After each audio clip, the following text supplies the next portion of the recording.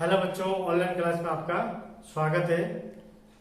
सर्वप्रथम मैं राज्य सरकार के आदेशानुसार आपको बीएड द्वितीय वर्ष में जो प्रमोट किया गया है उसके मैं आपको सभी को हार्दिक शुभकामनाएं देना चाहता हूं और मैं आशा करता हूं कि जल्द ही ये कोविड-19 यानी कोरोना वायरस से बीमारी से हमें निजात मिले और इस बीमारी को दूर करें, जिससे हम ऑनलाइन क्लास के बजाय एक वास्तविक क्लास में मिल सके और वास्तविक क्लास में पढ़ सके।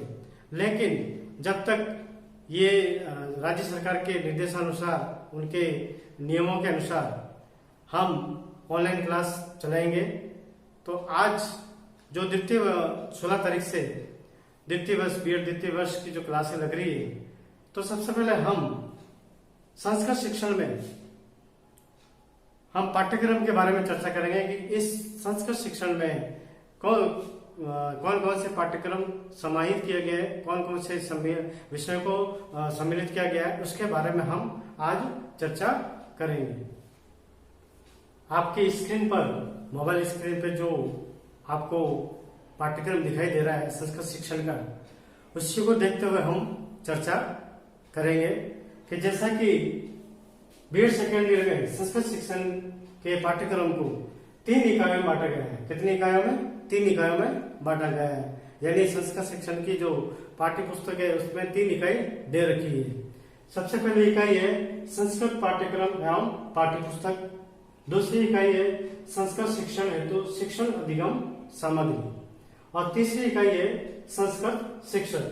उसके बाद में सत्रीय कार्य दे रखा है, वो लेकिन अपन बाद में बताएंगे। लेकिन आज हम सिलेबस के बारे में यानी पाठ्यक्रम के बारे में चर्चा करेंगे।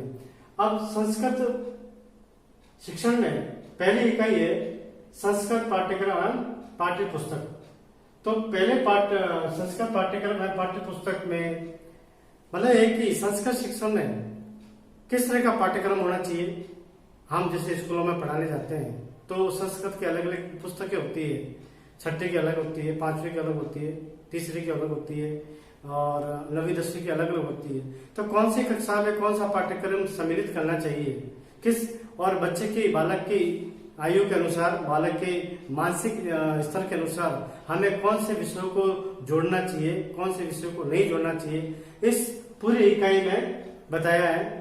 और 10वीं बोर्ड में जो एक संस्कृत की जो पाठ्य पुस्तक होती है उस पाठ्य पुस्तक की चर्चा की गई है, समीक्षा की गई है। समीक्षा यानी उस पाठ्य पुस्तक के बारे में बताया गया है कि वो उन बालकों के लिए कितना तक वो सही है या गलत है। ऐसे कैसे पाठ्यक्रम में भी है कि पाठ्यक्रम किस तरह से बनाया गया है, पाठ्यक्रम में क्या कौन सी बातों को सम्मिलित किया गया है, वह जो पाठ्यक्रम एक आगे से बन के आया है वो पाठ्यक्रम बच्चों के लायक है कि नहीं, बच्चों के स्तरानुसार है या नहीं, इस पूरी इकाई में चर्चा करेंगे। जैसा कि 2 बिंदु दे रखे हैं। फर्स्ट इकाई में पाठ्यचर्या एवं पाठ्यक्रम का संबंध, पाठ्यक्रम का संप्रदाय, माध्यमिक उच्च माध्यमिक कक्षाओं के संस्कृत पाठ्यक्रम की समीक्षा, किसके? राजस्थान माध्यमिक शिक्षा बोर्ड द्वारा प्रस्तावित। तो पहला पॉइंट है कि पाठ्यचर्या और पाठ्यक्रम का संबंध, यानी पाठ्यचर्या और पाठ्यक्रम का संबंध बताया है कि इस दोनों के बीच में क्या संबंध है। उसके बाद में पाठ्यक्रम का संप्रदाय यानी पाठ्यक्रम का अर्थ और परिभाषा बताइए कि पाठ्यक्रम को क्या कहा जाता है, पाठ्यक्रम को हिंदी में क्या कहा जाता है, अंग्रेजी में क्या कहा जाता है। और माध्यमिक और उच्च माध्यमिक यानी 10वीं और 12वीं की जो संस्कृत का जो पाठ्यक्रम है उसकी समीक्षा की गई। समीक्षा का मतलब होता है कि वो कहाँ तक बच्चों के स्तरानुसार है, यानी जो मैंने अभी बताया। अब दूसरा है अच्छी संस्कृत पाठ्य पुस्तक की विशेषता है। दूसरा पॉइंट क्या है कि एक अच्छी संस्कृत पाठ्य पुस्तक किसे कहेंगे, उसके अंदर क्या विशेषताएं होनी चाहिए, कौन सी बातें सम्मिलित होनी चाहिए जिससे एक बच्चे के लिए वो आसान हो और एक अच्छी पाठ्य पुस्तक कहलाए। माध्यमिक उच्च माध्यमिक कक्षाओं के संस्कृत पाठ्य पुस्तक की समीक्षा, और जो 10वीं और 12वीं कक्षा की जो पाठ्य पुस्तक है उस पाठ्य पुस्तक की भी समीक्षा की गई। पहले पॉइंट में था वो पाठ्यक्रम की समीक्षा थी और दूसरा पॉइंट है वो पाठ्य पुस्तक की समीक्षा। यानी जो बनाया है, जो पाठ्य पुस्तक में जो विषय को सम्मिलित किया गया है वो विषय बच्चों के कहाँ तक, किस स्तर तक सही है या गलत है, उसकी समीक्षा की गई। अब नेक्स्ट दूसरी इकाई है संस्कृत शिक्षण हेतु शिक्षण अधिगम सामग्री। शिक्षण अधिगम सामग्री किसे कहेंगे? एक शिक्षक के द्वारा जब शिक्षण में जो जिन सामग्रियों का प्रयोग करता है और अपने शिक्षण को रुचिकर बनाने के लिए जिन साधनों को साथ में लेके जाता है उनको ही शिक्षण सामग्री कहते हैं। वो इसलिए करता है क्योंकि उसका शिक्षण प्रभावी हो, शिक्षण रुचिकर हो, शिक्षण अनुशासित हो, शिक्षण व्यवस्थित हो। तो इन सभी बातों को हम दूसरी इकाई में पढ़ेंगे। और इसमें देखो क्या क्या बिंदु है। सहायक सामग्री जिसमें दृश्य श्रव्य सामग्री, एलसीडी, पीपीटी, संप्रेषण तकनीकी, निर्माण एवं प्रयोग, यह हम सहायक सामग्री में पढ़ेंगे। जो एक शिक्षक जब शिक्षण करवाता है तो उसमें जो सहायक सामग्री का प्रयोग करता है वो उनके बारे में चर्चा की जाएगी। दूसरा पॉइंट है पुस्तकालय, पत्र पत्रिकाएं, ज्ञानकोश, शब्दकोश आदि। पुस्तकालय यानी हर विद्यालय में एक पुस्तकालय होता है। वो पुस्तकालय का क्या महत्व है और क्यों मतलब एक विद्यालय में और महाविद्यालय में स्थापित किया जाता है उसके बारे में हम दूसरी इकाई में चर्चा करेंगे। भाषा प्रयोगशाला, तीसरा पॉइंट है भाषा प्रयोगशाला। अब भाषा प्रयोगशाला आपको ध्यान होगा कि इंग्लिश में इसको लैंग्वेज रूम बोलते हैं।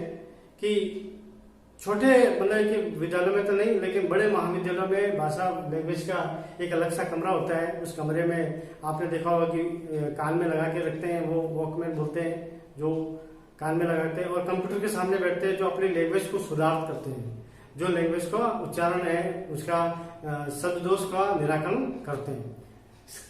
फिर एक होता है सामुदायिक संसाधन।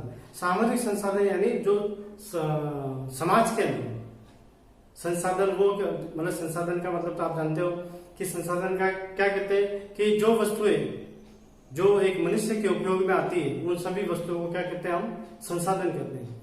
तो वो वस्तुओं से मतलब व्यक्ति क्या होता है कि मनुष्य वस्तु से घिरा हुआ होता है। तो शिक्षण ऐसा कराए जिससे वो वस्तुओं को पहचान सके। तो उसी के बारे में इस सेकेंड यूनिट में बताया है। तीसरी यूनिट है संस्कृत शिक्षक। बहुत ही अच्छी बात है कि आज जो वैदिक संस्कृति है, जो आज के जो पुरानी जो सभ्यता है उसको संजो किसने रखा है? एक सिर्फ संस्कृत शिक्षक ने रखा है। क्योंकि जितने भी जो आज ग्रंथ है, उपनिषद है, बड़े बड़े पुराण है, क्या कहते हैं साहित्य है, वो सब है संस्कृत जो शिक्षक होता है उसका ज्ञान रखता है। उन सब चीजों के बारे में पढ़ता है और वही ज्ञान आगे संचारित करता है, आगे हस्तांतरित करता है। तो उसमें क्या क्या बिंदु है कि संस्कृत शिक्षक की विशेषता है। संस्कृत शिक्षक की क्या विशेषताएं होनी चाहिए, संस्कृत शिक्षक का कैसा पहनावा होना चाहिए, किस तरह का स्वभाव होना चाहिए, किस तरह विषय का ज्ञाता होना चाहिए, उसके बारे में अपने को जानकारी मिलेगी थर्ड यूनिट में। संस्कृत शिक्षक की व्यवसायिक नैतिकता और वो व्यवसाय यानी अपने जो व्यवसाय कर रहा है, टीचर लाइन का जो व्यवसाय कर रहा है उसके प्रति उसकी नैतिकता क्या है, उसका जो एक कर्तव्य क्या है, उसकी जिम्मेदारी क्या है, वो अपने एक शिक्षक के होने के नाते किस तरह के कर्तव्यों को निर्वहन करें, उनके बारे में अपन जानकारी प्राप्त करेंगे। तीसरा है संस्कृत शिक्षक के व्यवसायिक उन्नयन हेतु उपागम सेवारत प्रशिक्षण कार्यक्रम। सेवारत प्रशिक्षण कार्यक्रम मतलब होता है कि ट्रेनिंग में जो ट्रेनिंग करते हैं टीचर, उसके जो क्या क्या कार्यक्रम होते हैं उसके बारे में चर्चा होगी। संगोष्ठी, पैनल चर्चा, कार्यशाला आदि में सहभागिता, व्यवसायिक संगठनों की सदस्यता, महाविद्यालय में परिचर्चा, ऑनलाइन वैचारिक, मतलब इन सभी पॉइंटों के बारे में हम विस्तारित रूप से अध्ययन करेंगे, विस्तारित रूप से चर्चा करेंगे। लास्ट पॉइंट है संस्कृत भाषा परिषद, संस्कृत संभाषण समूह, संस्कृत अभिनयकरण, सृजनात्मक लेखन क्लब आदि। इन सभी बिंदुओं के बारे में हम यूनिट वाइज एक एक बिंदु को विस्तारित रूप से अध्ययन करेंगे। और मुझे पूरा विश्वास है आप लोगों का सहयोग होगा और कोऑपरेट रहेगा।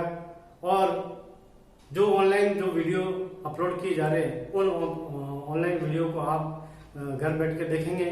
और एक विशेष सूचना कि जब भी आप ऑनलाइन वीडियो देखो आप किसी भी सब्जेक्ट का, तो आपकी अटेंडेंस हम यहाँ पे फिलअप करेंगे। तो वो अटेंडेंस को आप किस तरह से करोगे कि आपने जैसे वीडियो देखा तो आप वीडियो के लिए कमेंट्स लिखोगे, उस कमेंट्स में या ओके लिखो, कुछ भी लिखो, उस कमेंट से हमको जानकारी प्राप्त हो जाएगी कि हाँ। लेकिन कमेंट्स में आपका नाम और आपके पिताजी का नाम जरूर लिखना, क्योंकि हमको पिताजी के नाम से ही पता चलेगा कि भाई किस, क्योंकि कई बच्चों के सेम नाम भी होते हैं। तो आप कमेंट्स करेंगे, उससे हमको ज्ञात हो जाएगा कि इस बच्चे ने वीडियो देखा है और हम उसकी अटेंडेंस उसके हिसाब से करेंगे। तो आज हमने ये पाठ्यक्रम के बारे में चर्चा की है और विस्तारित रूप से हम अगले वीडियो से फर्स्ट यूनिट से पढ़ना प्रारंभ करेंगे। और आप घर पे रहिए, सुरक्षित रहिए और अपना ध्यान रखिए। और जिस तरह से जो ये बीमारी फैल रही है संपर्क आने से, तो संपर्क आने से मतलब किसी दूसरे व्यक्ति के संपर्क में न जाए, मास्क रखे, हाथ को बार बार धोए और भगवान और ईश्वर से प्रार्थना करें कि इस भयंकर बीमारी से हमारे को छुटकारा मिले, जिससे पहले जैसी सबकी जिंदगी बने और सबके मतलब की दुख दूर करे। तो सर लास्ट में मैं एक श्लोक बोलूंगा कि सर्वे भवन्तु सुखिनः, सर्वे सन्तु निरामयाः, सर्वे भद्राणि पश्यन्तु मा कश्चित् दुःख भाग् भवेत्। तो इसी शब्दों से मैं अपने शब्दों को विराम देता हूँ। धन्यवाद।